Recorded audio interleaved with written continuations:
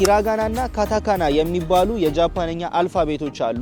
እነዚህ ቃላቶች ወሳኝ ናቸው። ማንም ሰው ጃፓንኛን ሲጀምር ከነሱ መጀመር አለበት ብዬ አስባለሁኝ እና እነሱን ሂራጋና እንዲሁም ካታካና ብላችሁ ጎግል ላይ ሰርች ብታደርጉ ፎቶአቸውን ማግኘት ትችላላችሁ፣ አልፋቤቶቹን ማለት ነው። እንግሊዘኛም ስላላቸው እነሱን በደንብ ብትለማመዱ በ2 ሳምንት ውስጥ ትችሉታላችሁ ማለት ነው።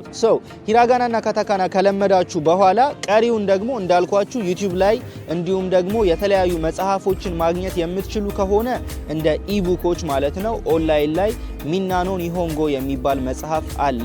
እዚህ ጋር ፎቶውን አስገባላችኋለሁ። እንዲሁም ደግሞ ጌንኪ የሚባል መጽሐፍም አለ። በጣም እንግሊዘኛው የበዛ ማለት ነው። በደንብ እየለመዳችሁ ስትሄዱ ደግሞ ዴኪሩ ኒሆንጎ የሚባል መጽሐፍ አለ። እሱም መጽሐፍ ጃፓንኛ ብቻ ስለሆነ እነሱን እያያችሁ ብትማሩ ጥሩ ነው ብዬ አስባለሁ፣ እንደ መጀመሪያው ማለት ነው። ስለዚህ ወደ ጃፓን ከመምጣታችሁ በፊት ማወቅ ያለባችሁ ወሳኙ ነገር ቋንቋ ነው። በቃ ልመዱ። ጃፓን ከመምጣታችሁ በፊት ትንሽ ሞክራችሁ ጃፓን ከመጣችሁ በኋላ ደግሞ በደንብ ትለምዳላችሁ ማለት ነው።